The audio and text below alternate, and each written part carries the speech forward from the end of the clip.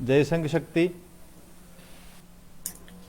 अपने विभिन्न विषयों पे वेबिनार के क्रम में आज अपन एसएससी जो कर्मचारी चयन आयोग होता है केंद्र सरकार का, उसके द्वारा जो परीक्षाएं आयोजित की जाती हैं उन परीक्षाओं से संबंधित मार्गदर्शन के लिए आज एक वेबिनार आयोजित कर रहे हैं।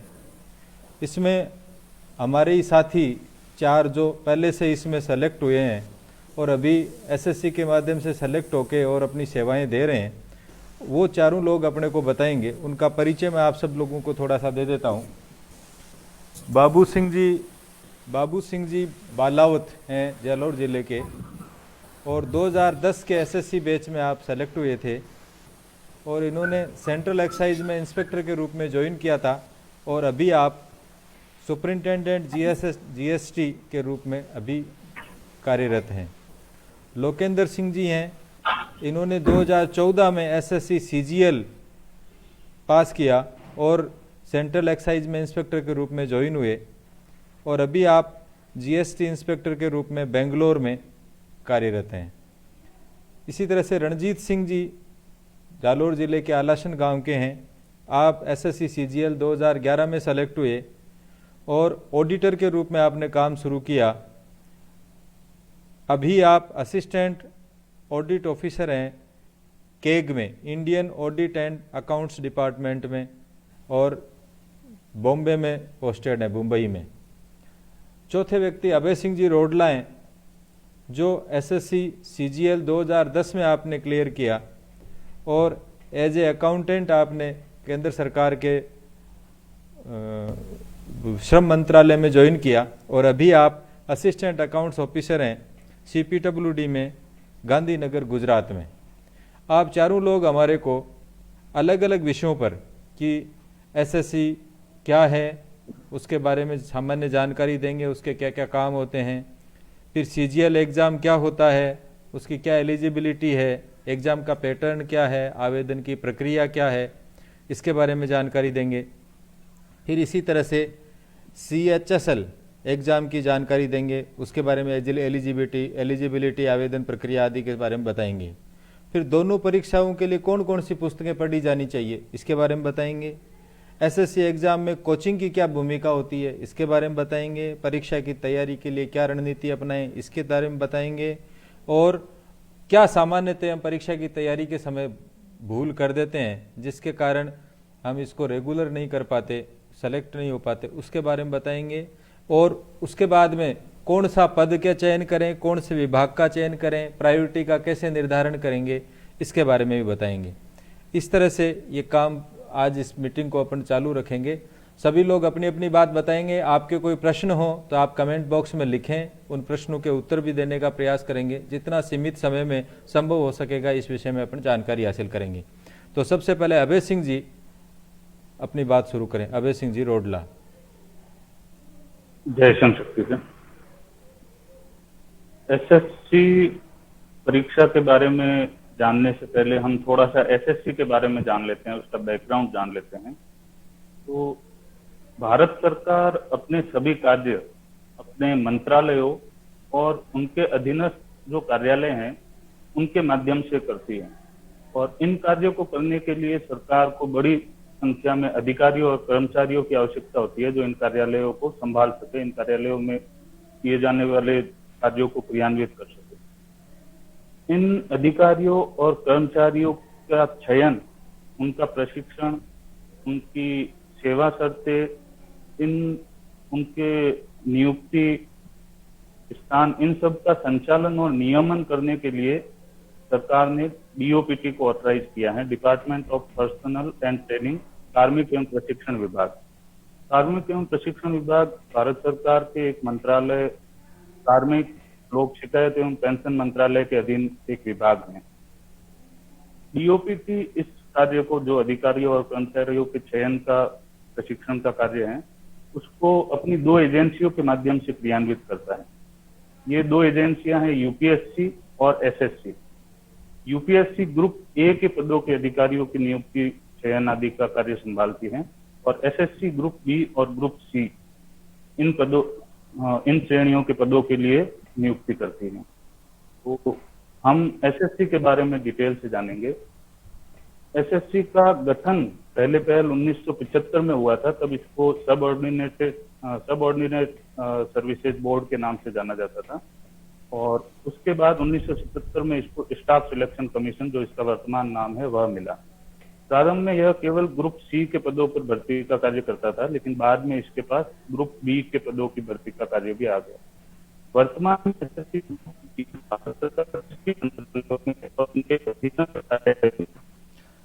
नेटवर्क की प्रॉब्लम हुई है। हाँ बोले बोले। आवाज आ रही है? हाँ आ रही है। भारत सरकार के सभी पंखा चल रहा है, पंखा बंद कर दे रहा हूँ।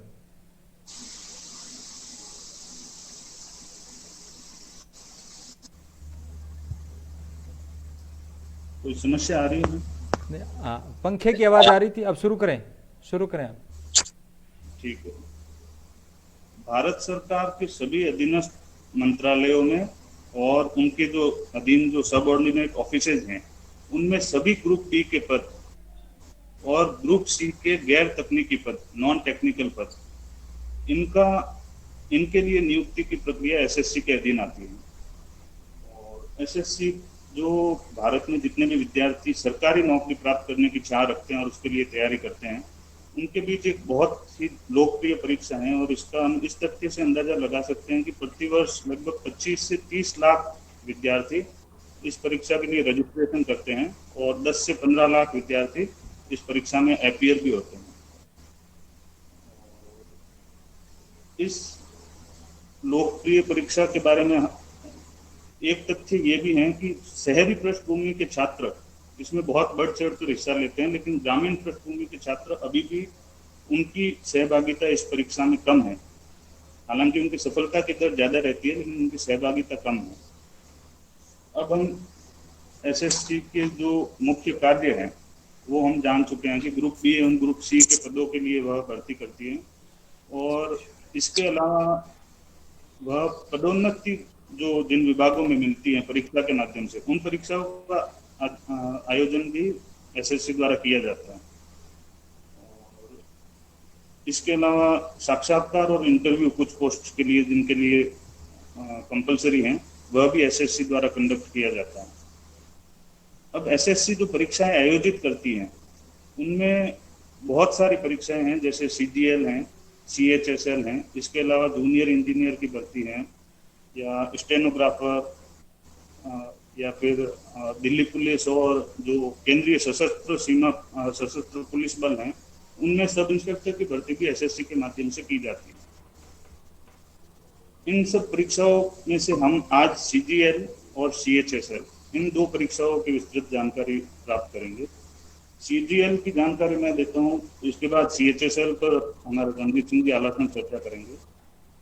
सीजीएल परीक्षा का पूरा नाम है कंबाइंड ग्रेजुएट लेवल परीक्षा, हिंदी में इसको संयुक्त स्नातक स्तरीय परीक्षा कहा जाता है।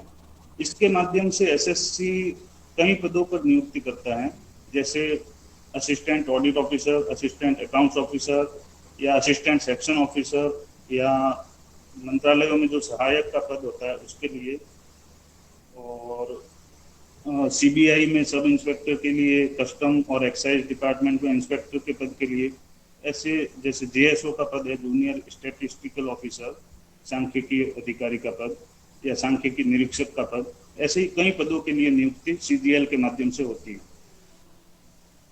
तो इन पदों के लिए जो योग्यताएं हैं, पहले हम परीक्षा पैटर्न से पहले इन पदों के लिए जो आवेदन के लिए योग्यताएं आवश्यक हैं, अर्हताएं आवश्यक हैं, उनका पता कर लेते हैं।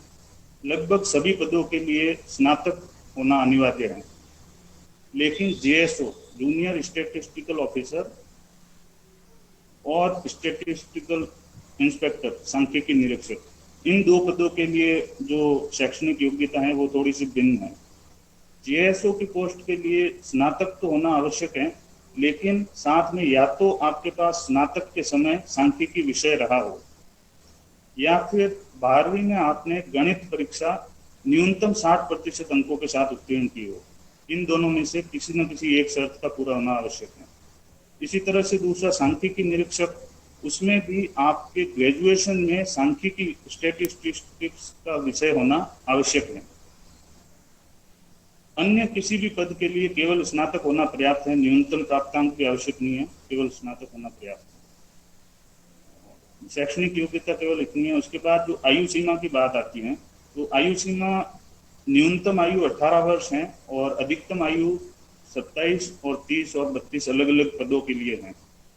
जैसे जो ऑडिटर, अकाउंटेंट, टैक्स असिस्टेंट की पोस्टें होती हैं उनमें 18 से 27 वर्ष आयु सीमा रहती है। लेकिन जैसे जेएसओ की पोस्ट है उसमें 18 से 30 वर्ष है, 18 से 32 वर्ष है, और सब इंस्पेक्टर के लिए 18 से 30 वर्ष है। इसी तरह अलग अलग पदों के लिए अलग अलग आयु सीमा है जो नोटिफिकेशन में स्पेसिफाई की जाती है।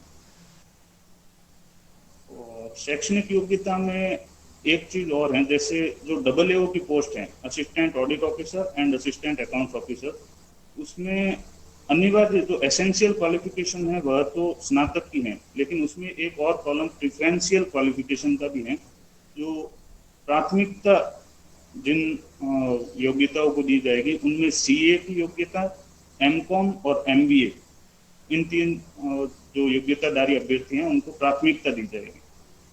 ये शैक्षणिक योग्यता और आयु सीमा की बात होगी। और इसके अलावा एक चीज और है, जो CBI में सब इंस्पेक्टर हैं या कस्टम एक्साइज में इंस्पेक्टर हैं, उनके लिए फिजिकल टेस्ट और मेडिकल स्टैंडर्ड की जांच भी की जाती है, वह भी उनकी योग्यता में है। तो ये योग्यताएं हर एक अभ्यर्थी को आवेदन से पहले अपने आप को परख लेना चाहिए कि ये सारी चीजें मेरे में हैं या नहीं। और जो आयु सीमा है उसके लिए किस स्पेसिफाइड डेट को वह आयु सीमा होनी चाहिए, वह नोटिफिकेशन में स्पेसिफाई की जाती है, तो इसके लिए नोटिफिकेशन को पढ़ना आवश्यक है। इसके बाद आवेदन की प्रक्रिया हम देख लेते हैं। आवेदन की प्रक्रिया SSC परीक्षा के लिए जो आवेदन की प्रक्रिया है CGL के लिए, वह पूरी तरह से ऑनलाइन है। आपको SSC की वेबसाइट पे जाके ऑनलाइन आवेदन करना होता है और उस दौरान शुल्क जो है आपको 100 रुपये देना होता है सामान्य श्रेणी के अभ्यर्थी को। जो महिला अभ्यर्थी हैं या रिजर्व कैटेगरी से हैं उनके लिए कोई शुल्क नहीं है, और शुल्क जमा या तो आप ऑनलाइन माध्यम से कर सकते हैं या बैंक में चालान कटवा के भी शुल्क जमा कर सकते हैं। जब अभ्यर्थी आवेदन करते हैं तो एक परीक्षा केंद्रों की सूची में से उनको 3 परीक्षा केंद्र का चयन करना होता है, वह आवेदन के समय ही करना होता है। तो उन 3 शहरों में से कहीं भी उनको परीक्षा केंद्र अलॉट होता है। ये आवेदन की प्रक्रिया है। इसके बाद जो परीक्षा का पैटर्न है, CGL परीक्षा का पैटर्न है, उस पर हम बात करते हैं। CGL परीक्षा समय समय पर इनके पैटर्न में कुछ न कुछ SSC बदलाव करती रहती है। वर्तमान में इसका जो पैटर्न है उसमें यह परीक्षा 4 स्तर में आयोजित होती है, 4 लेवल में, tyre 1, tyre 2, tyre 3 and tyre 4। Tyre 1 परीक्षा के दौरान केवल एक प्रश्न पत्र होता है, जो जिसमें 4 विषयों से 25-25 प्रश्न पूछे जाते हैं। इसका मतलब पूरे क्वेश्चन पेपर में 100 प्रश्न पूछे जाएंगे और 4 विषयों से प्रश्न पूछे जाएंगे। पहला रीजनिंग होता है, जनरल इंटेलिजेंस रीजनिंग, जिसमें वर्बल, नॉन वर्बल रीजनिंग, तर्क शक्ति से संबंधित 25 प्रश्न पूछे जाते हैं। दूसरा गणित के 25 प्रश्न होते हैं, जो जिनका स्तर 10वीं तक का होता है। तीसरा जो अंग्रेजी भाषा है उसके 25 प्रश्न होते हैं। और चौथा जो जनरल अवेयरनेस, जो जनरल स्टडीज, सामान्य ज्ञान, जनरल नॉलेज हम कहते हैं, उसके 25 प्रश्न होते हैं। इन चारों के 25-25 100 प्रश्न, और प्रत्येक प्रश्न के लिए 2 अंक, 200 अंक का पूरा पेपर होता है। और पेपर की अवधि होती है 1 घंटे की।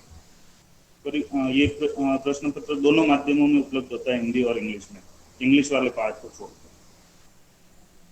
जो अभ्यर्थी टायर 1 की परीक्षा पास कर लेते हैं, उसकी जो कट ऑफ होती है उसको क्लियर कर लेते हैं, वो टायर 2 और टायर 3 की परीक्षा देने के लिए योग्य होते हैं। टायर 2 में 4 पेपर होते हैं, इनमें से 2 पेपर अनिवार्य होते हैं। जो भी अभ्यर्थी टायर 1 क्लियर करके आए हैं उनको ये 2 पेपर देने ही होते हैं, यह गणित और अंग्रेजी। इसके अलावा जो तीसरा पेपर है वह केवल उन अभ्यर्थियों के लिए है जिन्होंने JSO या स्टैटिस्टिकल इंस्पेक्टर की पोस्ट के लिए अप्लाई किया।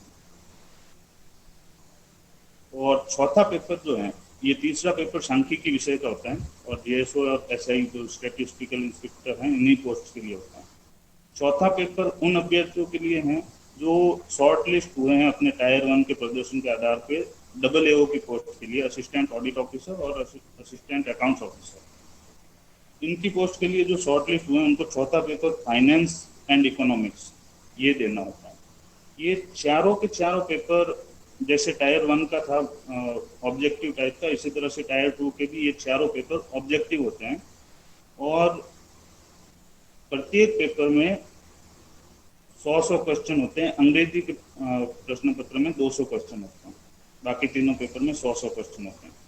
टायर 1 और टायर 2 के ये दोनों ही परीक्षाएं पूरी तरह से कंप्यूटर आधारित होती हैं, ऑनलाइन मोड में होती हैं और दोनों ही परीक्षाएं बहुवैकल्पिक प्रकार की होती हैं। और इसके अलावा इनमें नकारात्मक अंकन भी होता है, नेगेटिव मार्किंग जो है वो भी है।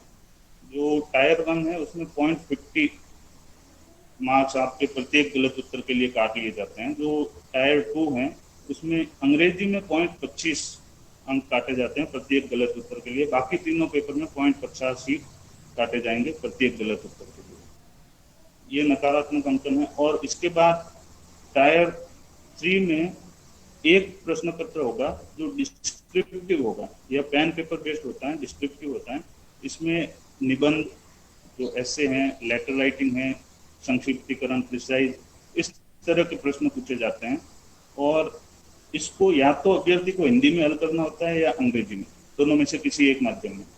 यदि पार्ट हिंदी और पार्ट इंग्लिश किया जाता है तो उसको 0 नंबर मिलता है, इस बात का विशेष ध्यान रखना। टायर 1, टायर 2 और टायर 3 तीनों परीक्षाओं के एग्रीगेट मार्क्स के तौर पे मार्क्स काउंट होने के बाद अभ्यर्थी चयनित होते हैं टायर 4 के लिए। टायर 4 में कंप्यूटर प्रोफिशिएंसी टेस्ट, जो कंप्यूटर दक्षता परीक्षण और skill test, data entry skill test, इनका आयोजन होता है। जिन पदों के लिए इनकी व्यवस्था होती है जैसे टैक्स असिस्टेंट हैं और कस्टम इंस्पेक्टर हैं, इन पोस्ट में कंप्यूटर प्रोफिशिएंसी टेस्ट जोड़ा गया है। तो ये केवल अर्हत प्रकृति का होता है, इसके मार्क्स फाइनल मेरिट में नहीं जुड़ते हैं। लेकिन जिन पदों के साथ इसकी व्यवस्था है उन पदों पर नियुक्ति के लिए इसको क्वालिफाई करना जरूरी है।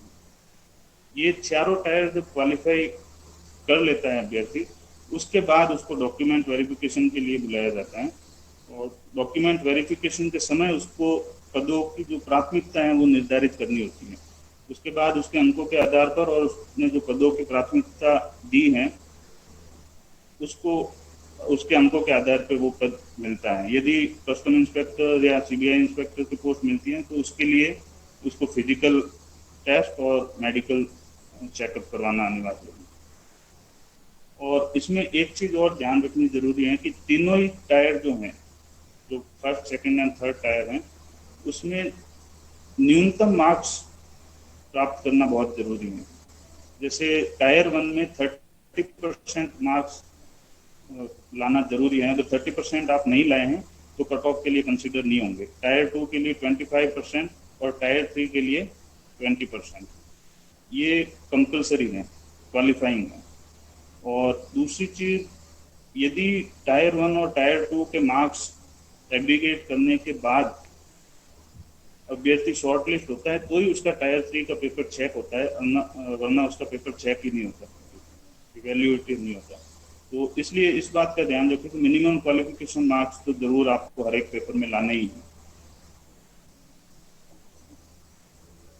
पेपर 1, 2 और 3 और 4 इनके लिए सेपरेट कट ऑफ होती है और तीनों टायर के अंकों के आधार पर सीपीटी के लिए आपका चयन होता है और उसके बाद डॉक्यूमेंट वेरिफिकेशन के लिए आपको बुलाया जाता है। ये इस परीक्षा की पूरी प्रक्रिया है। इसके बाद CHSL के लिए रणजीत सिंह जी आलोचना आगे बात करेंगे। हाँ रणजीत सिंह जी बॉम्बे में कार्यरत हैं, केग में, अकाउंट्स में, और आप बताएंगे कि ये जो CHSL एग्ज़ाम होती है ये और उसकी तैयारी कैसे की जाए। रणजीत सिंह जी आलोचना, बोलना शुरू करें। जय शंकर जी।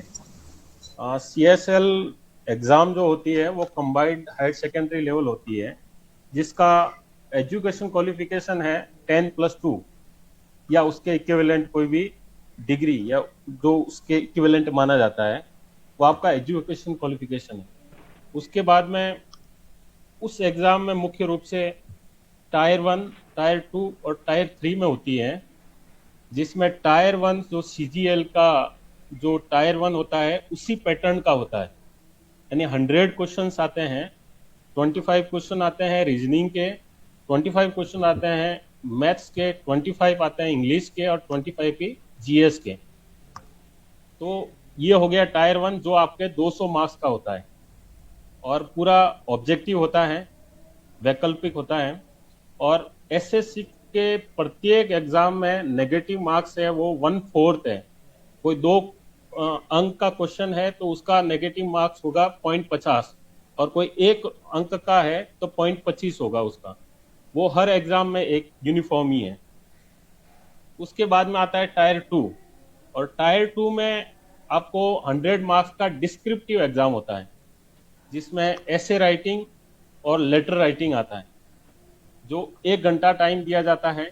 टायर 1 में भी 1 घंटा टाइमिंग और 100 क्वेश्चन, और टायर 2 में 1 घंटा टाइमिंग और ये 2 चीजें आती हैं, एक तो एसे और लेटर। पहले टायर 1 की मेरिट बनती है, उसकी मेरिट बनने के बाद में टायर 2 एग्जाम होता है, वो अगर आप क्वालिफाई कर लेते हैं तो क्वालिफाई करने के लिए उसमें यही है कि आपको मेरिट में आना पड़ेगा। मेरिट में जितने लोग उनको चाहिए उसके 10 गुना या 15 गुना, ऐसा उसका SSC का क्राइटेरिया है, उसके अनुसार वो पास करते हैं। फिर टायर 2 होता है, वो डिस्क्रिप्टिव होता है, वो 100 मार्क्स का होता है। टायर 1 और टायर 2 दोनों के मार्क्स जोड़ के मेरिट बनती है, लेकिन उसके बाद में टायर 3 होता है, उसके मार्क्स जुड़ते नहीं है, वो सिर्फ क्वालिफाइंग एग्जाम होता है। वो क्वालिफाइंग है डाटा एंट्री, यानी कि अलग अलग पोस्ट के लिए अलग अलग है। जैसे आप अदर देन CAG में डाटा एंट्री ऑपरेटर का भरते हैं तो 800 की प्रेस पर आवर, यानी 15 मिनट का आपको देंगे और 15 मिनट में जो जितना बैठता है उतने वर्ड्स का आपको एक पैराग्राफ दिया जाएगा, वो पूरा टाइप करना है। उसमें आपको बोल्ड करना है, इटैलिक करना है, वो भी की प्रेस करने के लिए दिया जाएगा टाइपिंग के साथ साथ। और उसके बाद में जैसे कि CAG के लिए डाटा एंट्री का आप लेते हैं तो उसमें 15,000 की प्रेस पर आवर होता है। और LDC और JSA, ये जूनियर सेक्रेटरिएट असिस्टेंट और LDC के लिए वो कहाँ काम करते हैं वो तो अफसा ने बता ही दिया है कि सब सेंट्रल गवर्नमेंट के ऑफिसेज हैं, उनमें सब लोग काम करते हैं। तो उसमें ये है कि 35 वर्ड पर मिनट ये टाइपिंग की स्पीड रहती है। वो ये टायर 1 और टायर 2 दोनों में क्वालिफाई होने के बाद ये टेस्ट होता है, वो सिर्फ टेस्ट आपको क्वालिफाइंग के लिए है। वो जो पास करेगा उसी को मेरिट में लिया जाएगा, भले ही आपके मार्क्स ज्यादा हो, आपको अगर वो टेस्ट क्वालिफाई नहीं करते हैं तो आपको कंसीडर नहीं किया जाएगा। और ये तो हो गया एग्जाम में क्या क्या होता है। और उसके अलावा इसका मैंने पिछले 2 साल में जो क्या मेरिट रही उसकी वो मैं बता देता हूँ क्या मेरिट रहती है। जैसे 17-18 का जो CGHL हुआ था उसमें टायर 1 की तो रही थी अनरिजर्व कैटेगरी 143 आउट ऑफ 200, 200 में से 143 आया, उसको टायर 1 में क्वालिफाई माना गया था। और उस समय तो ये EWS तो था नहीं, उसके बाद ऐड हुआ है। और जो फाइनल मेरिट रही थी वो 239.50 अनरिजर्व कैटेगरी की, ये आउट ऑफ 300, 300 में से 239.50 ये मेरिट रही थी। ये अदर देन कैग के लिए थी और कैग के लिए 227 रही थी और LDC और JSA के लिए 199 रही थी। ये आउट ऑफ 300 है टोटल मार्क्स, यानी ये आपको मेरिट कंसीडर करने के लिए। और मैं 2018-19 का भी डाटा देख रहा था तो उसमें अदर देन कैग में मुझे लगता है कि डाटा एंट्री ऑपरेटर की पोस्टें कम थी, इसलिए उसकी मेरिट बहुत ज्यादा रही थी टायर 1 की, क्योंकि उसमें अनरिजर्व कैटेगरी OBC की पोस्टें थी, तो 2-4 पोस्टें या इतनी पोस्टें होगी, तो इसलिए उसकी आउट ऑफ 200 181.47 रही थी। और कैग के लिए पोस्टें ज्यादा होगी, उसके लिए मेरिट रही थी 165 और ईडब्ल्यूएस के लिए रही थी 163 और ओबीसी के लिए थी 161। तो ये मेरिट रहती है। तो उनके बाद में ये तो है कि एग्जाम क्या होता है, एग्जाम से रिलेटेड। अब यह है कि एग्जाम की तैयारी कैसे की जाए।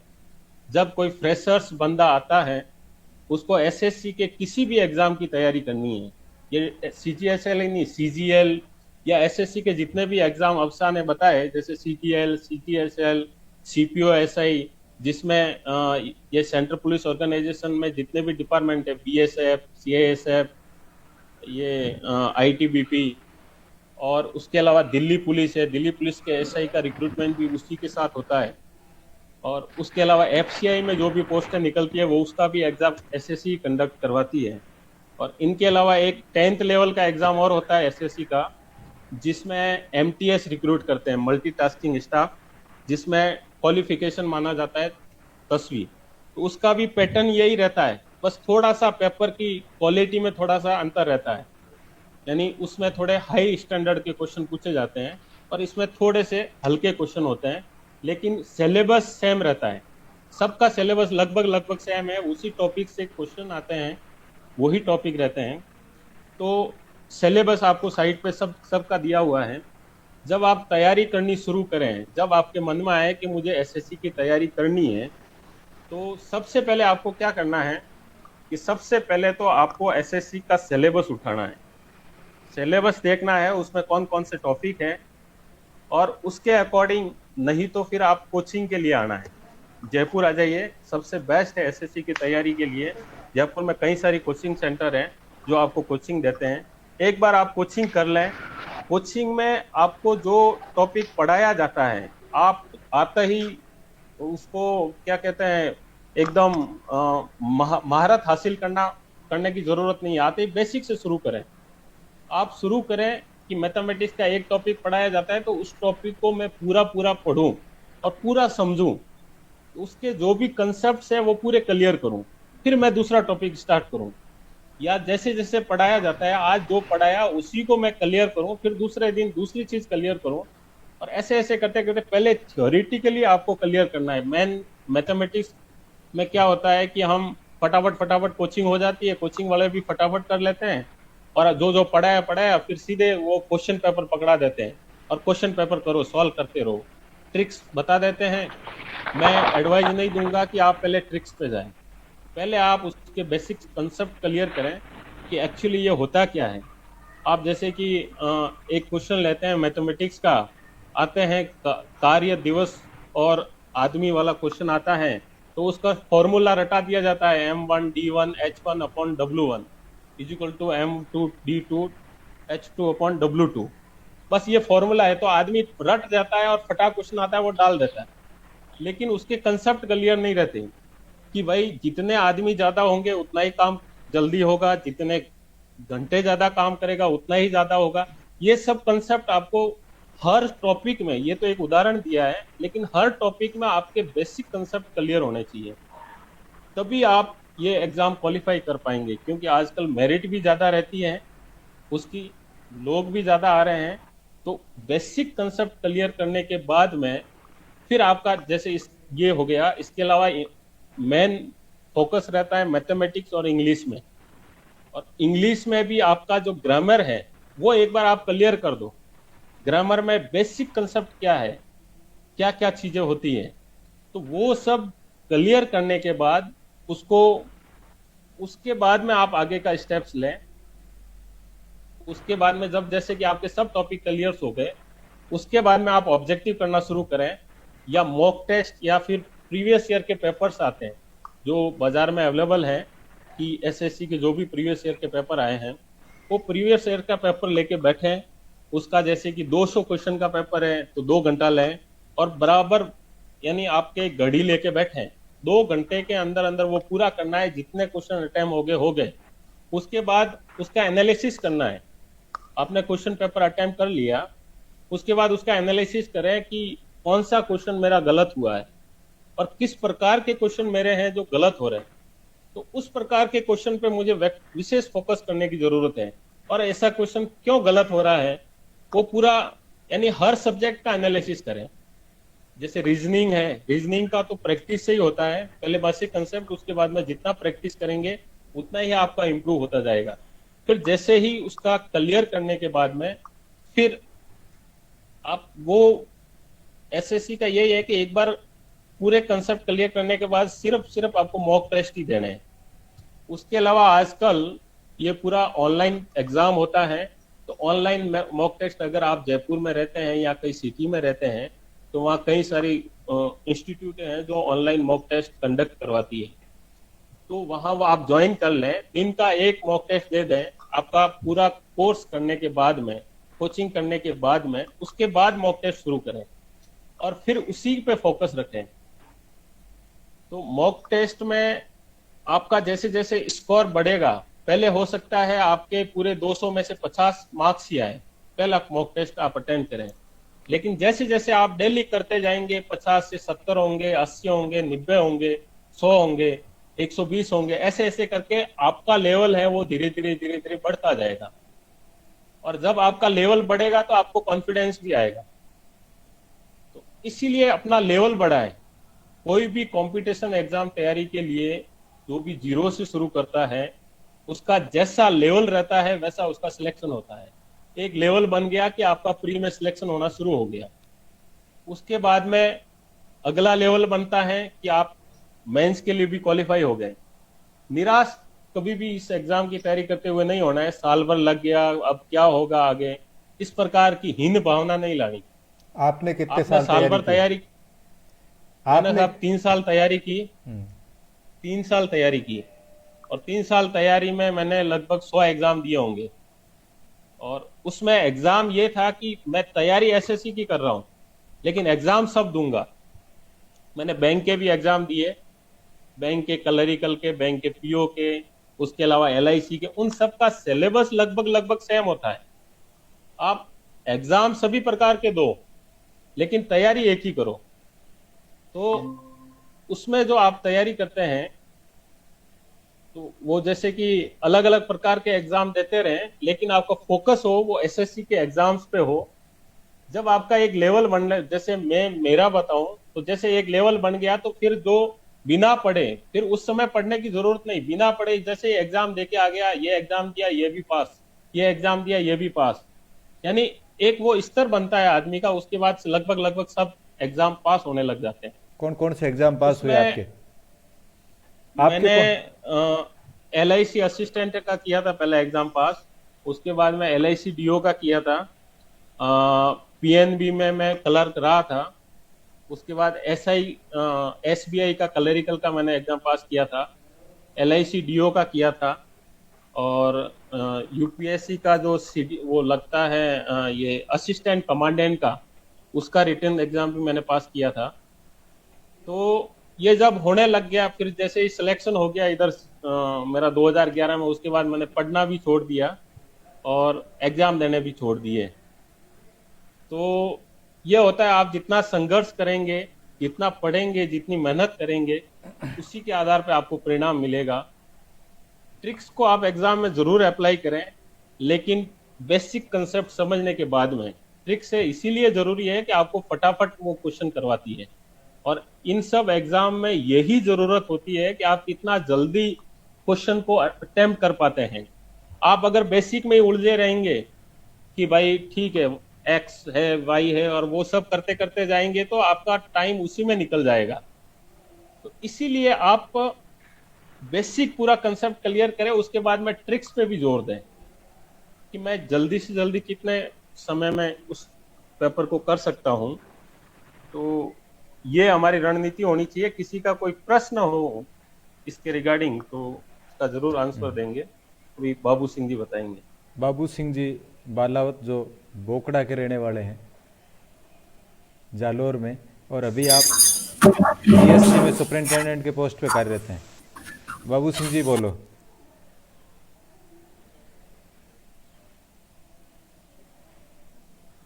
म्यूट है बाबू सिंह जी, आपका फोन म्यूट है, ऑन कराओ।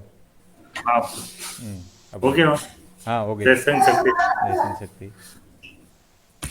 हुकुम, सबसे पहले तो कि इस एग्जाम के बारे में जैसे हमने सोच लिया कि हमें एग्जाम देना है, तो उसके बाद में बच होता है कि उसकी तैयारी कहाँ से करनी है। एक मिनट। हाँ,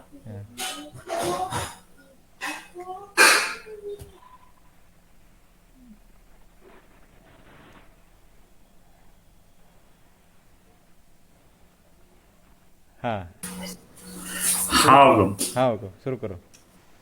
तो हुकुम की तैयारी कहाँ से करनी है, कैसे स्टार्ट करें, वो सबसे पहले मन में आता है। हम भी जैसे जालोर में पढ़ते थे, वहां पे हमें पता ही नहीं था कि तैयारी कैसे करनी है, कहाँ से करनी है। ठीक है। तो सबसे पहले अपने अपने बैकग्राउंड का भी फर्क पड़ता है कि कोई किस बैकग्राउंड से है, तो उसके हिसाब से उसको कितनी तैयारी करनी पड़ती है, उससे भी फर्क पड़ता है। लेकिन सबसे पहले आप जैसे ही मन में आए ना कि हमें जैसे ग्रेजुएशन हुई या ग्रेजुएशन करते समय ही आपको तैयारी स्टार्ट कर लेनी चाहिए। अब एसएससी के पॉइंट ऑफ व्यू से देखें तो जैसे अफसा और रंसा ने बताया कि इसमें मेनली दो ही चीजें होती है, वन मैथ्स एंड इंग्लिश। दो चीजें हैं जिसका कि 80% कवरेज इन दोनों विषय से होता है। तो मैथ्स के संबंधित में देखें तो आप जैसे ही सबसे पहले तैयारी स्टार्ट करें तो बेसिक से सीखे। कम से कम आपको टेबल आनी चाहिए, 30 तक की आपको मुक्त जबानी होना चाहिए।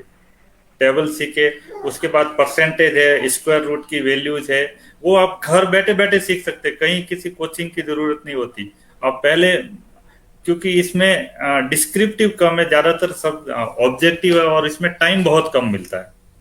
तो टाइम कम करने के लिए हमें बहुत सारी चीजें ऐसी होनी चाहिए जो हमें मुक्त जबानी याद रहे। जैसे किसी का लाइक 20% निकालना है तो हमें पता होना चाहिए कि उसमें 5 से डिवाइड कर लो, 20% अपना आप आ जाएगा।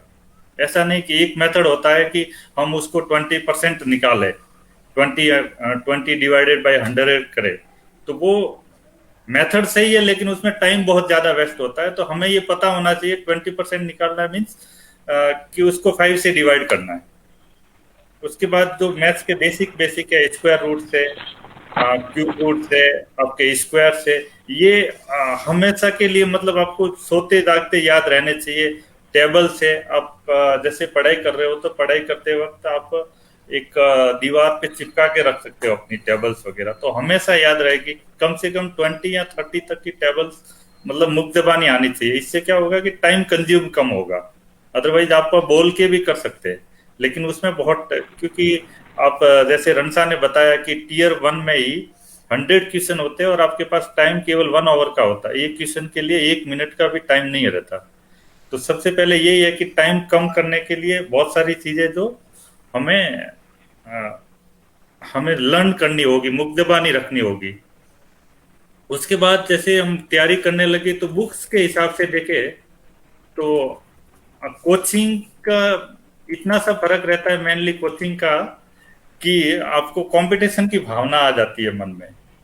लेकिन आप कोचिंग जाने से पहले भी आप अपने हिसाब से कुछ अपनी तैयारी कर सकते हैं। उसमें आप बुक्स आजकल बहुत सारी बुक्स वगैरह है जो ऑनलाइन अवेलेबल भी रहती है, और हर किसी के पास आज नेट की सुविधा है। तो बहुत सारे यूट्यूब चैनल्स है और एप्लीकेशंस भी काफी सारे आ गए जिससे लेके आप मतलब घर बैठे आज तैयारी कर सकते हैं। और कोविड के टाइम के समय में और भी ज्यादा ऐसे होने लगा है कि आप घर बैठे बैठे ऑनलाइन क्लासेज भी ऑनलाइन होने लग गई थी। इवन कोचिंग सेंटर्स की क्लासेज भी आप ऑनलाइन स्टार्ट होने लग गई है। तो सबसे पहले तो आपका एक दो, जैसे हम पहले ऑनलाइन नहीं हुआ करते बुक्स से पढ़ना, तो एक तो जो मैथ्स की 2-3 बुक आती है, सबसे पहले आप RS अग्रवाल से स्टार्ट करें। तो मतलब एक सिंपल बुक रहती है कि उसमें सिंपल लेवल थोड़ा सा कम रहता है, बट स्टार्ट करने के लिए वो अच्छी बुक है RS अग्रवाल। उसमें मैथ्स का अर्थमेटिक का ज्यादातर हिस्सा वो कवर कर लेती है। और उसके बाद में RS अग्रवाल एक बार हो जाए, आपके थोड़े बहुत कॉन्सेप्ट वगैरह क्लियर हो जाए, तो उसके बाद एक अच्छी बुक आती है अपने एक्साइज में। एक इंस्पेक्टर है राकेश यादव की करके, दिल्ली में एक्साइज इंस्पेक्टर है, उनकी बुक आती है क्लास नोट्स ऑफ मैथ्स। तो उसके वो बुक आप धीरे धीरे चैप्टर वाइज पढ़नी स्टार्ट कर ले, कि एक एक चैप्टर लिया, आप सारा का सारा एक ही दिन में कोई क्लियर करने की कोशिश ना करें। एक चैप्टर लिया, कोई भी आप पहले लो एक चैप्टर, उसकी प्रैक्टिस करो, ठीक है? उसकी प्रैक्टिस करते रहो करते रहो। आप एक बुक एक बार पढ़ने से कुछ नहीं होगा, एक बार पढ़ने से आपको ठीक है समझ में आ जाएगा, लेकिन टाइम कम करना है यदि उसे, तो एक ही बुक को आप 10 बार पढ़ो। 10 बुक अलग अलग पढ़ने की बजाय स्टार्टिंग में एक बुक चैप्टर वाइज एक ही बुक को 10 बार पढ़ो। तो उससे क्या होगा, पहले आपको क्वेश्चन करने में क्वेश्चन आते हैं, मैं तो जैसे मैथ्स बैकग्राउंड से था तो मुझे क्वेश्चन सारे आते थे, लेकिन वही है कि एक तो आप 10th में 12th में क्वेश्चन सॉल्व करते हैं कि माना कि एक्स, और वो पूरा लिख के करते हैं, एक वहां इतना टाइम नहीं होता। तो पहले आप कॉन्सेप्ट समझे और उसके बाद धीरे धीरे क्या करें, उस क्वेश्चन को टाइम कम कैसे करें वो अपनी स्ट्रेटेजी बनाए। और उसके बाद आजकल सारा एग्जाम ऑनलाइन भी होने लगा है, तो हम थे तब ऑफलाइन एग्जाम होता था तो हम पेन यूज करते थे। तो आप स्टार्टिंग में पेन यूज करें, उसके बाद आप खुद ही मतलब भले ही स्टार्टिंग में टाइम ज्यादा लगे लेकिन क्वेश्चन को बिना पेन यूज करे करने की कोशिश करें। पेन यूज ना करें, बिना पेन यूज करे आप क्वेश्चन करने की कोशिश करें। तो स्टार्टिंग में टाइम ज्यादा लगेगा, थोड़ा सा ज्यादा लगेगा, कोई बात नहीं, लेकिन धीरे धीरे वो टाइम आपका कम होने लगेगा। और उससे एक फायदा क्या होगा, एक और दूसरा फायदा होगा, पेन यूज नहीं करोगे और जहां पे कहीं मल्टीप्लीकेशन का सवाल रहेगा, मल्टीप्लाई करना होगा, तो आपको टेबल्स बोलनी होगी, तो वो टेबल भी लर्न इजीली धीरे धीरे एक तरह से प्रैक्टिस होती जाएगी और वो लर्न होती जाएगी।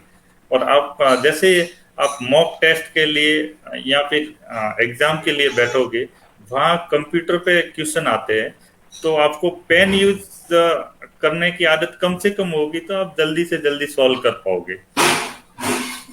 बुक्स के बारे में बता रहा था मैं, तो बुक्स के बारे में एक तो ये राकेश यादव जी की बुक्स आती है, उसके अलावा एक अपने यूट्यूब चैनल्स भी आते हैं, अभिनव शर्मा और पवन राव जी के यूट्यूब चैनल है, जिसमें चैप्टर वाइज एकदम क्लियर कट बताया हुआ है। जो आप मतलब यदि आप अभी इस समय जयपुर वगैरह कोचिंग नहीं जा पा रहे हो, तो आप घर बैठे बैठे उस यूट्यूब चैनल का इस्तेमाल, आप यूट्यूब चैनल ज्वाइन कर लें, अभिनव शर्मा जी के एंड पवन राव जी के यूट्यूब चैनल है। और जो राकेश यादव जी को बुक बताई, वो भी ऑनलाइन पीडीएफ भी अवेलेबल रहती है, गूगल पे आप सर्च करके पीडीएफ कॉपी भी डाउनलोड कर सकते हैं, या फिर आप कहीं पे से परचेज भी कर सकते हैं, वो सभी जगह या फिर ऑनलाइन भी आप लाइक परचेज आपके हमारे जैसे दालोद डिस्ट्रिक्ट में नहीं मिलती, तो आप ऑनलाइन भी परचेज कर सकते हैं और मंगवा सकते हैं। और उसके अलावा एक एप्लीकेशन है जो कि बहुत ही अच्छा एप्लीकेशन है इसके पॉइंट ऑफ व्यू से, तैयारी करने के पॉइंट ऑफ व्यू से, वो है अड्डा 247 ऐप करके, जिसमें इंग्लिश और मैथ्स के लिए और वोकेबुलरी के लिए वगैरह एक अच्छा सा एप्लीकेशन बनाया हुआ। तो वो आप एप्लीकेशन डाउनलोड करके भी आप तैयारी कर सकते हैं। उसके अलावा जैसे आपकी तैयारी हो गई, एक बार जैसे आपके सारे चैप्टर्स हो गए, उसके बाद आपको करना प्रैक्टिस का टाइम आता है। तो प्रैक्टिस के लिए सबसे पहले तो आप सबसे बढ़िया तरीका यही है कि आप उसके पुराने क्वेश्चन पेपर उठाए, और पुराने क्वेश्चन पेपर उठाने के बाद उसको सॉल्व करना स्टार्ट करें। एक बार पहली बार सॉल्व करोगे तो शायद बहुत ज्यादा टाइम लगेगा, लेकिन प्रैक्टिस का मतलब यही होता है कि एक ही क्वेश्चन पेपर को आप 10-10 बार सॉल्व करिए। 10-10 बार सॉल्व करोगे तो धीरे धीरे आपके हर बार मतलब एक पहली बार आपने कोई भी बुक पढ़ी, भले RS अग्रवाल ही पढ़ी, आपको मतलब ये होगा कि आपको क्वेश्चन करना आ जाएगा, लेकिन कॉन्सेप्ट इतने क्लियर नहीं होंगे कि आप जल्दी जल्दी कर सको। तो जैसे आप दूसरी और तीसरी बार पढ़ोगे ना, आपको क्वेश्चन से अंदाज लग जाएगा कि ये क्वेश्चन आता है लेकिन लेंथी है या छोटा है। मैथ्स के सारे क्वेश्चन ऐसे है कि हमें सारे के सारे क्वेश्चन आते हैं, लेकिन ये भी सत्य है कि सारे क्वेश्चन कर नहीं पाते। तो कुछ 2-4 क्वेश्चन ऐसे लेंथी होते हैं जिसमें बहुत ज्यादा टाइम वेस्ट होता है, तो वो क्वेश्चन हमको छोड़ने हैं कि ये क्वेश्चन नहीं करना है। तो वो प्रैक्टिस से आएगा कि आप जैसे क्वेश्चन की पहली लाइन देखो और उससे आपको पता चले कि ये क्वेश्चन बहुत लेंथी होने वाला है और इसको मैं अभी के लिए छोड़ दूं, नहीं करूंगा, इसकी जगह मैं दूसरे 2-3 क्वेश्चन कर लूंगा। वहाँ हर एक क्वेश्चन के लिए सेम मार्क्स है, हर एक क्वेश्चन के 2-2 मार्क्स है। चाहे ये क्वेश्चन टफ वाला करो चाहे इजी वाला करो। तो टफ वाले क्वेश्चन तो आपको प्रैक्टिस इतनी होनी चाहिए कि पहले से पता चले कि ये क्वेश्चन टफ है और इसमें ज्यादा टाइम लगने वाला है और वो मैं छोड़ दूं। इतनी प्रैक्टिस हो तो वो प्रैक्टिस बार बार करने से आएगी वो प्रैक्टिस। तभी आपके है कि टाइम कंज्यूम थोड़ा सा कम होने लगेगा। और उसके बाद जहां तक इंग्लिश की बात है, इंग्लिश में मैं एक ही बुक प्रेफर करूंगा। एक बुक आती है plinth to Paramount by Neetu Singh, Paramount coaching centre की है, दिल्ली में जो पैरामाउंट कोचिंग सेंटर चलाते हैं। वो बुक है जो होलसेल है, मतलब वो बुक आप एक बार पढ़ने से तो शायद जैसे हम विलेज से गांव से बिलोंग करते हैं तो एक बार पढ़ने से ज्यादा समझ में भी ना आए, क्योंकि इंग्लिश थोड़ी सी कमजोर रहती है हमारी। तो वो बुक का आप जैसे जैसे प्रैक्टिस करोगे, 2 बार 4 बार पढ़ोगे और उसके जो छोटी छोटी चीजें उसने जो समझाई हुई है उसमें, तो वो धीरे धीरे आपको समझ में आने लगेगी जैसे जैसे। तो वो ग्रामर के लिए, ग्रामर पॉइंट ऑफ व्यू के लिए, और मेनली एसएससी में ग्रामेटिक रिलेशन, ग्रामर के से भी ज्यादा ही सवाल आते हैं। तो ग्रामर पॉइंट ऑफ व्यू से देखे तो वो एक बुक सफिशिएंट है, जिसको आप एक बार नहीं पढ़ो, 10 बार पढ़ो और हर बार आपको नई चीज सीखने को मिलेगी, हर बार आपके नया कॉन्सेप्ट सीखने को मिलेगा। और उसके अलावा जैसे वोकेबुलरी है, वोकेबुलरी के लिए एक बुक आती है वर्ड पावर मेक इजी करके, जो फॉरेन राइटर है हालांकि, लेकिन उसमें एक एक शब्द के बारे में बताया गया है कि कोई शब्द को कैसे याद किया जाए, हर एक शब्द का किसी न किसी चीज से लिंक करके जोड़ा गया है। तो उससे क्या रहता है कि उसकी हमको याद जल्दी होगा, तो वो अच्छी है। उसके अलावा आप जिस दिन से मतलब आपने तैयारी करनी स्टार्ट की, उस दिन से आप एक न्यूज पेपर पढ़ना स्टार्ट कर दे। कोई भी न्यूज पेपर उठा ले, टाइम्स ऑफ इंडिया उठा ले, या थोड़ा सा अच्छा लेवल चाहिए तो द हिंदू उठा ले, और वो पढ़ना स्टार्ट करे। और वो स्टार्टिंग में आपको पढ़ने में भी बहुत ज्यादा टाइम लगेगा, तो फर्स्ट हेडिंग पढ़िए, कम से कम फर्स्ट हेडिंग पढ़िए, उसमें से 2-4 वर्ड, ज्यादा वर्ड नहीं लिखने। ऐसा नहीं कि एक ही दिन में आपने 100 वर्ड लिख लिए तो याद भी नहीं होंगे। 5 या 7 वर्ड से ज्यादा लिखने ही नहीं है।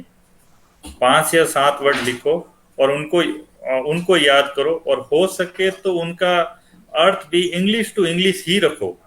इंग्लिश से हिंदी सीखने की कोशिश मत करो।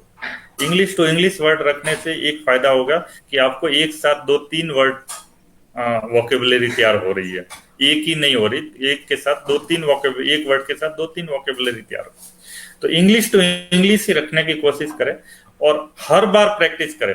लाइक आज 4 वर्ड पढ़े तो कल 4 वर्ड नए पढ़ने के साथ में 4 वर्ड वो भी पढ़े।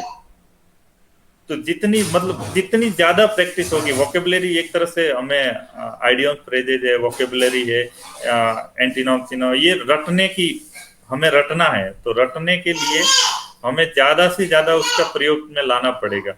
एक बार आज और एक साथ, लाइक वोकेबुलरी की कोई बुक है, word power make easy book है, तो वो एक साथ बैठ के नहीं पढ़नी है। उसके 2 पेज या 3 पेज एक दिन में पढ़े, उसको वापस रिवाइज करें। नेक्स्ट पेज पढ़ने से पहले जो पिछले पेज पढ़े हैं उसको रिवाइज करें। पहली बार पढ़ने में आपको शायद 1 घंटा लगेगा, लेकिन रिवाइज करने में उनको आधा घंटा लगेगा। फिर रिवाइज करने में उसको 10 मिनट ही लगेगी, वो 10 मिनट में रिवाइज हो जाएंगे। एक बार रिवाइज करके फिर आगे का पढ़े, ऐसे अपनी अपनी स्ट्रेटेजी बनाए। तो इंग्लिश के लिए भी ये एक तो प्लिंस टू पैरामाउंट बुक सबसे अच्छी है, और दूसरी जो वर्ड पावर मेक इजी है, और दूसरी जो आइडियम्स फ्रेजेस वगैरह, इसके लिए तो आइडियम्स फ्रेजेस के लिए आप ऑनलाइन भी बहुत सारी, और इसमें वर्ड पावर मेक इजी और प्लिंस टू पैरामाउंट में भी है। और आइडियम्स फ्रेजेस के लिए मैंने ज्यादातर देखा, आप पिछले 10 साल के पेपर उठा के देख लो, आपका आइडियम्स फ्रेजेस, वोकेबुलरी, ज्यादातर वो ही घुमा फिरा के वही सेम टू सेम चीजें आती है। वही लाइक 1000 वर्ड होंगे, ऑलमोस्ट 1000 to 1500, बस वही वर्ड वापस आते हैं जो 10 साल पहले आए, उसमें से 2-3 वर्ड इस बार भी आ जाएंगे। तो आप 10 साल 15 साल के पेपर उठा के भी आप उस वो वर्ड सारे के सारे याद कर लो, तो भी आपके 80% जो vocabulary, idiom, phrase, antonym, synonym, similar words, ये सब याद हो, आपको उसमें से मिलने लग जाएंगे। और दूसरी बात है कि सबसे इम्पोर्टेंट वही है कि मैन आप प्रैक्टिस करते रहो।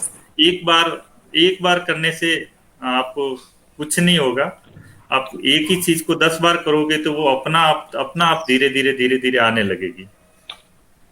आप घबराए नहीं। एक बार जैसे ही रनसा ने बोला, जैसे ही सिलेक्शन होने लगते हैं तो सभी एग्जाम में एक साथ सिलेक्शन होने लगते हैं। जब तक आप नहीं होते आपके तब कहाँ तक हुए वही बता दो। मेरे तो कब एग्जाम में, रिटर्न एग्जाम में तो कई जगह सिलेक्शन हुए थे, लेकिन फाइनल सिलेक्शन मैंने 2 जगह जॉब भी की है। एक डीआरडीओ में था, मैं 3 साल के लिए डीआरडीओ में जॉब की, और फिर ये सेंट्रल एक्साइज इंस्पेक्टर में। उससे रिटर्न पहले उसी समय सिलेक्शन हुए थे एलआईसी डीओ में, रेलवे में, डीआरडीओ में, एसबीआई बैंक में, और एसी में वगैरह। सीडीएस का 3-4 बार इंटरव्यू दिया था, लेकिन इंटरव्यू के बाद नहीं हो पाया। तो वो एक साथ सिलेक्शन होने लग जाते हैं। जैसे आपका एक थोड़ा सा स्तर आएगा, आपकी थोड़ी सी तैयारी होने लगती है, तो सभी, और एग्जाम जैसा कि रणसा ने बताया कि सभी देते रहे। जैसे सीडीएस का है, सीडीएस में मेनली मैथ्स, ज्यादातर एग्जाम सीडीएस में 80% एग्जाम मैथ्स, इंग्लिश सभी में रहती है। इसके अलावा केवल जीके रहता है। राजस्थान के पटवारी ग्राम सेवक का लेके देख लो, उसमें मैथ्स का पोर्शन बहुत ज्यादा रहता है। आप उसके मतलब एक राजस्थान जीके थोड़ा सा अलग पढ़ना पड़ेगा। बाकी सीडीएस का एग्जाम देख लो, मैथ्स और इंग्लिश के बेस पे ही क्लियर हो जाता है। जीके के लिए आप वैसे एसएससी में ज्यादा पोर्शन नहीं रहता जीके का, तो जीके का वेटेज एसएससी में ज्यादा नहीं है, लेकिन आप जैसे दूसरे एग्जाम भी देते रहते हो इसके साथ साथ, तो एक जो छोटी छोटी बुकें आती है अरिहंत की, लूसेंट की, वो पढ़ते रहे। और मैगजीन हमेशा पढ़ते रहे, जैसे प्रतियोगिता दर्पण है, मनोरमा है, वो मंथली जो मैगजीन आती है, वो करंट अफेयर्स के लिए वो हमेशा पढ़ते रहे। ये और पदों और विभागों के चयन की क्या प्रक्रिया होती है बाबू सिंह जी? हाँ, उसके पे मैं आ रहा हूँ। उसके अलावा जैसे एक अफसर ने जैसे बताया था कि अपने जो section officer, Lokendra sorry Singh ji audit आपका म्यूट ऑफिसर, कराओ। लोक साहब म्यूट कराओ आपका फोन म्यूट करो। हाँ हाँ, बोलो बाबू अपने सिंह जो जी। ऑडिट ऑफिसर और अकाउंट ऑफिसर वगैरह है, उनके लिए इकोनॉमिक्स एंड स्टेटिक्स, इकोनॉमिक्स और फाइनेंस का पेपर होता है। उसके लिए मेनली मैं देखता हूँ कि ज्यादातर 11th-12th की एनसीईआरटी की बुक्स है, वो ही सफिशियंट है। और उसके लिए इकोनॉमिक्स, वैसे थोड़ा सा बैकग्राउंड है यदि इकोनॉमिक्स का, आपने ग्रेजुएशन इकोनॉमिक्स से की है या मैथ्स से की है, तो थोड़ा सा समझना इजी रहेगा। अदरवाइज थोड़ा सा समझना उसको मुश्किल रहता है। लेकिन वो केवल 2 पोस्ट के लिए ही है। तो यदि उस पोस्ट के लिए भी कोई जाना चाहता है तो आप 11th-12th की एनसीईआरटी की बुक्स पढ़ते, उसमें जा सकते हो। उसके अलावा अब होता है कि एसएससी बहुत सारे पोस्ट और डिपार्टमेंट के लिए एग्जाम एक साथ कंडक्ट करवाती है। तो उसके लिए आप जब फॉर्म भरते हैं तभी आपको पोस्ट की और डिपार्टमेंट की प्रेफरेंस देनी होती है। तो कई बार क्या होता है कि कई बार गलतफहमी होती है कि पहले से ही लोग सोच लेते हैं कि मेरी रैंक तो इतनी अच्छी आएगी नहीं, तो मैं इंस्पेक्टर की क्यों करूं, मैं टीए की पहले डाल देता हूं। तो वो गलत है, क्योंकि ये आपके जैसे मेडिकल इंजीनियरिंग की काउंसलिंग होती है, उसी तरह होती है कि जो पहले जो टॉप रैंक के, उसकी जो टॉप प्रायोरिटी तो दी है उसको वो मिलेगा। तो इसके लिए प्रायोरिटी चूज करने के लिए सबसे पहला क्राइटेरिया तो यही है कि आपकी एक तो हॉबी, और दूसरा उसमें पर्स वगैरह कितना है, और उसके स्कोप कितने आगे प्रमोशन के वगैरह। तो सबसे पहले तो जैसे ऑडिट ऑफिसर जो और अकाउंट ऑफिसर जो होती है, जिसमें फाइनेंस और इकोनॉमिक्स का पेपर होता है, वो लेवल 8 में आता है। जैसे 7th पे कमीशन के बाद लेवल 11 है, तो वो लेवल 8 की जॉब है। तो वो आप प्रिपेयर कर सकते हैं यदि आप इकोनॉमिक्स बैकग्राउंड से है, तो इकोनॉमिक्स या मैथ्स के बैकग्राउंड से या फाइनेंस के लिए वगैरह अच्छी लगती है, तो वो आप प्रिपेयर कर सकते हैं पहले। उसके लिए आपको थोड़ी बहुत एनसीईआरटी की या ग्रेजुएशन लेवल की बुक्स पढ़ो, वो दैट आर द सफिशिएंट।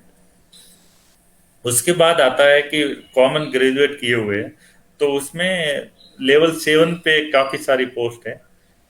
उसमें सेक्शन ऑफिसर होता है, अपने मिनिस्ट्रीज में असिस्टेंट होते हैं, और इनकम टैक्स, और जैसे अभी जीएसटी है उसमें इंस्पेक्टर से, सीबीआई में इंस्पेक्टर है वगैरह, सीबीआई, और अभी अभी अभी इन्होंने एनआईए में वगैरह भी भर्ती करना स्टार्ट कर लिया, एनआईबी, एनसीबी, सीबीआई। तो उन सब भर्ती करने में एक तो चीज है कि आपकी हॉबी क्या है। यदि आप फील्ड जॉब करना चाहते हो, कि आप बेल्ट जॉब करना चाहते हो, तो प्योरली बेल्ट जॉब करना चाहते हो तो सीबीआई है, एनआईए है एंड एनसीबी है, जिसमें कि ज्यादातर आपको एनआईए का काम आपको पता ही रहेगा कि ज्यादातर जो बड़े बड़े केसेस वगैरह होते हैं टेररिस्ट वगैरह के संबंधित वगैरह, तो वो एनआईए डील करती है। लेकिन उसमें एक है कि आप एनआईए में या इंस्पेक्टर, सब इंस्पेक्टर लेवल पे भर्ती रहती है, तो वहाँ थोड़ा सा प्रेशर बहुत ज्यादा रहता है, क्योंकि काम वहाँ लोग, एजेंसी बहुत छोटी है लेकिन काम का जो प्रेशर है वो ज्यादा है। इसके अलावा आप सीबीआई है और एनसीबी है। एनसीबी केवल ड्रग्स वगैरह से संबंधित डील करती है, और उसमें काम का प्रेशर तो इतना नहीं रहता, लेकिन क्योंकि वहाँ पे ज्यादातर जो अपने पैरामिलिट्री फोर्सेज है वहाँ से डेपुटेशन पे काफी लोग आते हैं, और हमारे जैसे सेंट्रल एक्साइज वगैरह से भी डेपुटेशन पे उधर एनसीबी में जाते हैं लोग। तो वहाँ वहाँ डेपुटेशन पे लोग ज्यादा आते हैं, तो आप कभी कभार मतलब एक है कि आपको जर्नी ज्यादा करनी पड़ती है लोकली रूप से वगैरह। उसके बाद आपको क्लेरिकल ज्यादातर जॉब में देखे तो सेंट्रल जीएसटी का inspector, income tax inspector, assistant, ये सब मतलब ऑफिस की जॉब है। इसमें यूनिफॉर्म भी है हालांकि इंस्पेक्टर अपने जीएसटी इंस्पेक्टर में, लेकिन कभी जरूरत नहीं रहती। तो उसके लिए मैं पोस्ट प्रेफरेंस के लिए सबसे जो अच्छी रहती है प्रमोशन पॉइंट ऑफ व्यू से वगैरह, एक तो आता है अपने कस्टम में पोस्ट होती है एग्जामिनर की, तो काफी कम पोस्टें होती है हालांकि, क्योंकि वो बड़े बड़े पोर्ट्स पे वगैरह ही होती है। एग्जामिनर की सबसे पहले प्रेफरेंस मानता हूँ। उसके बाद पीओ एंड आपके इनकम टैक्स इंस्पेक्टर और जीएसटी के इंस्पेक्टर के लिए। असिस्टेंट में आपको यदि मिनिस्ट्री में काम करना है तो असिस्टेंट में, असिस्टेंट या जो अपने सेक्शन ऑफिसर है, तो उसमें मैं सबसे अच्छी शायद एमईए की पोस्ट जो मिनिस्ट्री ऑफ एक्सटर्नल अफेयर्स है उसको मैं सबसे बढ़िया मानता हूँ, क्योंकि और यदि ये, हाँ, इस बात पे भी डिपेंड है कि वो यदि बाहर काम करना चाहे, क्योंकि इसमें आपको एक तो क्या फॉरेन की पोस्टिंग हो जाती है, लगभग आपके 10 से 15 साल टेन्योर में आपको फॉरेन पोस्टिंग मिल जाती है, तो वहाँ अच्छा पर्स मिल जाता है फॉरेन पोस्टिंग, तो एमईए की पोस्टिंग अच्छी है। इसके अलावा जो एयरफोर्स हेडक्वार्टर्स वगैरह है उनकी पोस्टिंग अच्छी है, तो वहाँ आपको डिफेंस के अलाउंस, डिफेंस की लाइफ स्टाइल वगैरह वो सब समझने को मिलती है, तो एयरफोर्स हेडक्वार्टर के वगैरह होते हैं वो अच्छी है। उसके अलावा जैसे आपको एक ही जगह रहना है तो आप जो बाकी जो मिनिस्ट्रियल है, सेक्रेटरेट की पोस्ट चूज कर सकते हैं, तो ज्यादातर आपको दिल्ली में ही रहना होगा। आप उसके अलावा ज्यादा ट्रांसफरेबल वगैरह नहीं रहेगी। और उसके नीचे आते हैं कि एक 4200 ग्रेड पे में डिविजनल अकाउंटेंट की वगैरह ये पोस्ट अच्छी है। डिविजनल अकाउंटेंट जो अपने रनसा के डिपार्टमेंट में होता है, सीएजी के और सेंट्रल गवर्नमेंट के जो भी ऑफिसेज रहते हैं वहाँ पे बैठते हैं, डीए करके होता है डिविजनल अकाउंटेंट। उसके नीचे आते हैं तो जैसे आप ऑडिटर वगैरह है, जैसे रनसा सीएजी का ऑडिटर है, डिफेंस अकाउंट के ऑडिटर है, और जनरल अकाउंट से जो ऑडिटर वगैरह है वो पोस्ट एज कंपेयर टू हमारे डिपार्टमेंट में जो टैक्स असिस्टेंट वगैरह है उनसे अच्छी है, क्योंकि अभी टैक्स असिस्टेंट में पहले तो प्रमोशन हो जाता था 3 ईयर में, लेकिन अभी गवर्नमेंट ने उसको मिनिमम 10 ईयर की सर्विस कर दी, तो 10 ईयर की सर्विस के बाद आपका प्रमोशन होगा। जबकि जैसे सीएजी और जनरल अकाउंट्स में वहाँ 3 ईयर में प्रमोशन हो जाता है, और कुछ डिपार्टमेंटल एग्जाम पास करो तो विद इन 5 ईयर वो लगभग ऑडिट ऑफिसर बन जाते हैं, असिस्टेंट ऑडिट ऑफिसर, जैसे अभी रण साहब बने हुए हैं। तो वहाँ प्रमोशन का वगैरह वो बहुत ही अच्छा चांस है। तो आप टैक्स असिस्टेंट से पहले ऑडिटर की चूज कर सकते हैं। तो और उसके बाद में लास्ट में टैक्स असिस्टेंट वगैरह, और उसके बाद में जो भी आपको प्रेफरेंस लगे एक साथ में चूज कर ले। बाकी मोटा मोटी ये बता दिया कि आपको यदि फील्ड की जॉब प्रिपेयर है तो सीबीआई है, एनसीबी है, एनआईए है वगैरह, ये सब अच्छी जॉब है। और यदि थोड़ा सा दोनों साइड में करना है कि आप फील्ड में भी जाओ और थोड़ा सा ऑफिस का वर्क भी करो, तो जो इंस्पेक्टर की पोस्ट है, एग्जामिनर है, प्रिवेंटिव ऑफिसर पीओ है, और इन्फोर्समेंट डायरेक्टरेट में जो ऑफिसर, इन्फोर्समेंट डायरेक्टर ऑफिसर होता है, वो भी इंस्पेक्टर के जैसे ही होता है। तो जो जो ज्यादातर मनी लॉन्ड्रिंग और उससे संबंधित काम देखती है अपने ईडी, तो वो चूज कर सकते हो। और एकदम क्लेरिकली जॉब चूज करनी है तो आप मिनिस्ट्री में आप असिस्टेंट या सेक्शन ऑफिसर की जॉब चूज कर सकते हो। लेकिन एक और मैं बात कहना चाहूंगा कि सबसे, एक तो ईएसडब्ल्यू का जो सर्टिफिकेट है वो जरूर बनाए सभी। उसमें मेरिट, हाँ उसमें मेरिट का भी थोड़ा फर्क रहता है, काफी सारा उसमें बेनिफिट आपको मिल जाता है। और सबसे लास्ट में ये कहूंगा कि प्रैक्टिस प्रैक्टिस और प्रैक्टिस ही है जो आपको टारगेट अचीव करने में मदद करेगी। खूब सारी प्रैक्टिस खूब सारी नौकरियां लगा देंगी।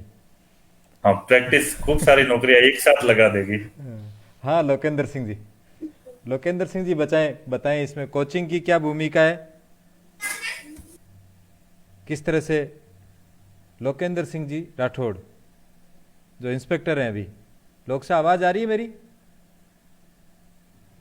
हाँ अनम्यूट करें लोक साहब।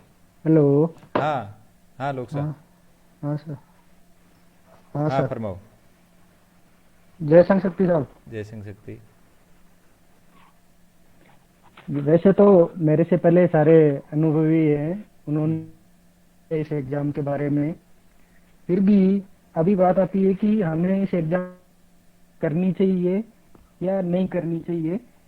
इसके ऊपर दोनों तरह के व्यूज रहते हैं लोगों के कि ऑफिस कोचिंग के कुछ फायदे हैं, कुछ नुकसान हैं, ये है। तो मेरा मानना है कि मैंने अपने टाइम में जब मैं तैयारी करता था तब मैंने कोचिंग नहीं की थी।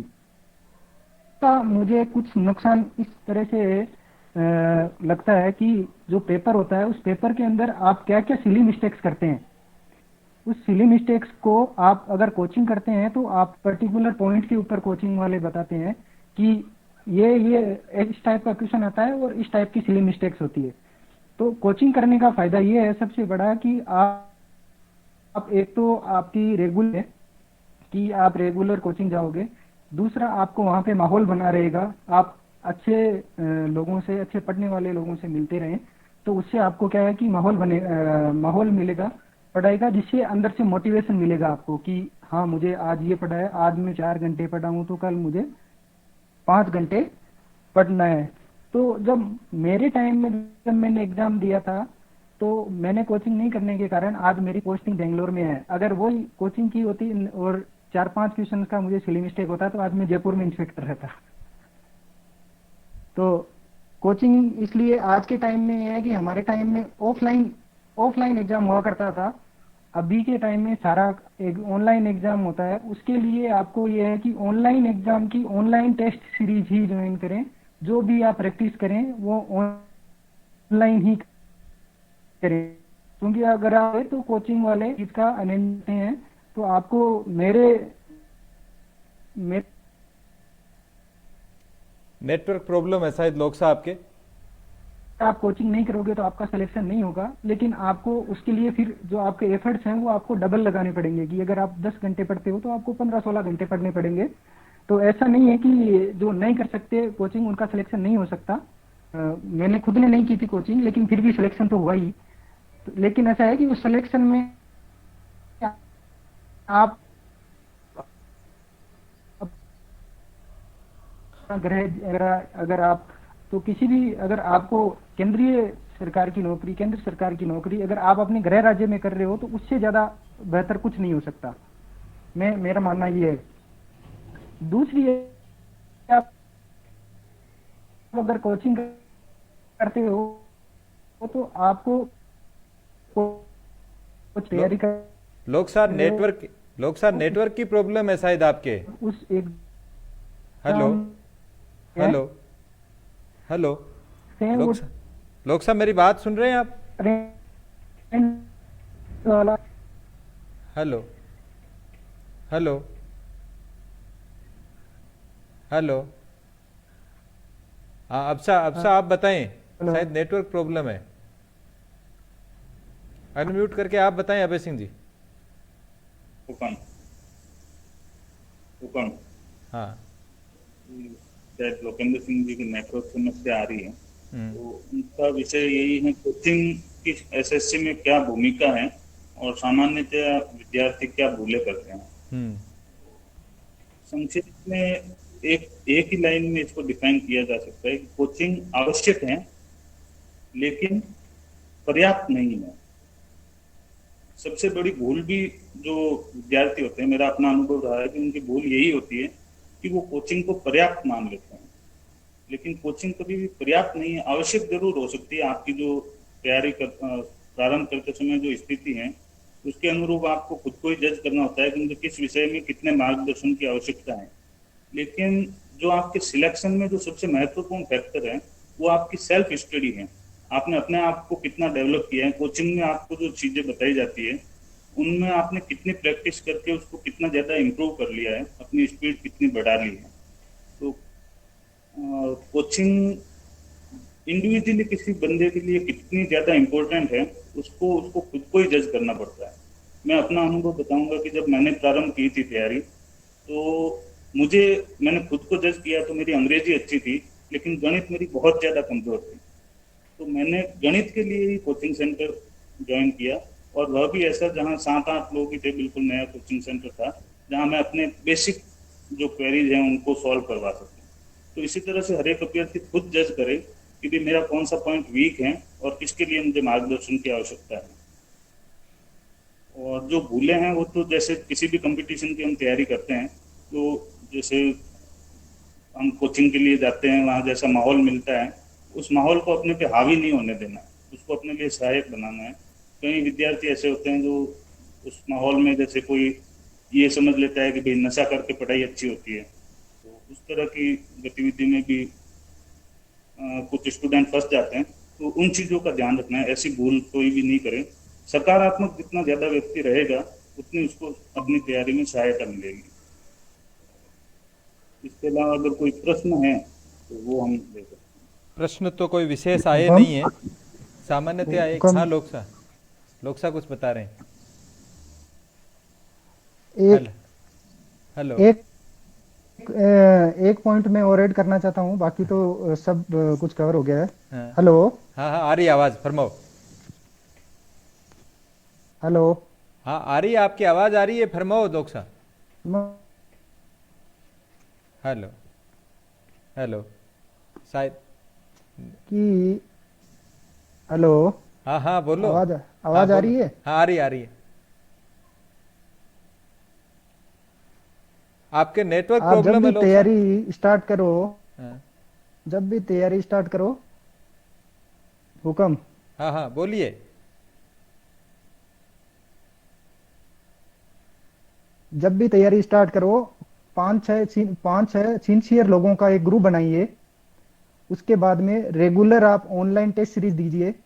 उस टेस्ट सीरीज के बाद में हर टेस्ट देने के बाद में आप साथ में बैठ के उस टेस्ट के एक एक क्वेश्चन का आपस में डिस्कशन करें। डिस्कशन करने के बाद में, क्योंकि अगर 5-6 लोगों का ग्रुप होगा तो सबसे ज्यादा इंपॉर्टेंट इसमें एसएससी के अंदर हम सब जानते हैं कि टाइम जो मैनेजमेंट है वो सबसे ज्यादा इंपॉर्टेंट है। तो अगर 5-6 लोगों का एक ग्रुप होगा और जैसे कि एक तो उसमें एक अच्छे तरीके मिलेंगे उस 5-6 लोगों के साथ अगर आप डिस्कशन करोगे तो और उसके बाद में ये डिस्कशन करने के बाद में जो उस टेस्ट के अंदर आपने जो क्वेश्चन आपसे नहीं हुए हैं या फिर आपके क्वेश्चन गलत हुए हैं, उन क्वेश्चंस को आप एक अलग नोटबुक में नोट कर लें।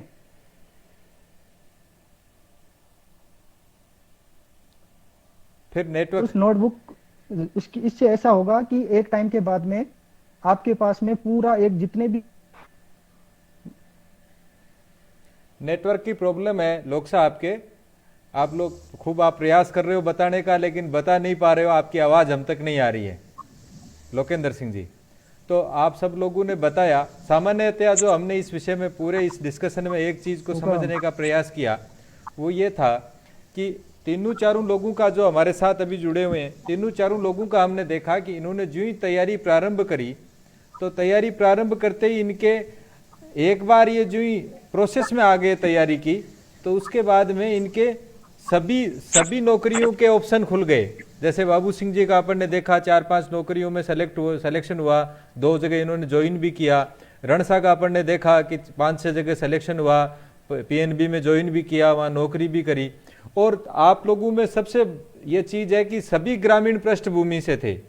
ऐसी जगह पे जालोर जैसा जिला जहाँ सैको चह बोलते हैं, ठीक है, तो ऐसे जिले से आप अंग्रेजी में इतने होशियार हो गए और इस तरीके डीआरडीओ में नौकरी कर ली, अभी आप सुपरिंटेंडेंट तक वहाँ पहुँच गए। तो ये सब कैसे संभव हुआ? लगातार प्रयास से संभव हुआ। तो इसलिए एसएससी का सबसे बड़ा फायदा ये है कि यदि इस फील्ड में अपन तैयारी करने लग जाते हैं तो अपने सामने इतना कॉन्फिडेंस डेवलप हो जाता है, इतनी तैयारी हो जाती है कि छोटी मोटी नौकरियां तो चलते चलते हो जाती है। तो सभी लोगों के इसमें कोई सभी विशेष प्रश्न किसी के आए नहीं है, फिर भी आप अवसा उस पर देख लेना, आपके अपने छात्र पुरुषार्थ फाउंडेशन के पेज पे देख लेवें, किसी का कोई प्रश्न आया हुआ हो तो उसका जवाब दे देवें, वहीं पे पेज पे उसको जो प्रश्न आया उसका जवाब दे दें। अभी अपने क्या 1.25 घंटा लगभग हो गया, समय पर्याप्त हो चुका है। लोक साहब हम आपका पूरा लाभ नहीं ले पाए क्योंकि नेटवर्क की प्रॉब्लम रही, इसलिए सॉरी, आपको भी इतनी आपने वेट किया, इतनी देर ज्वाइन किए रखे, आप अपनी बात पूरी नहीं कर पाए। कोई बात नहीं, फिर अपन प्रयास करेंगे। आज आप सब लोगों को जय संघ शक्ति, सब लोगों को बहुत बहुत धन्यवाद। जय संघ शक्ति। जय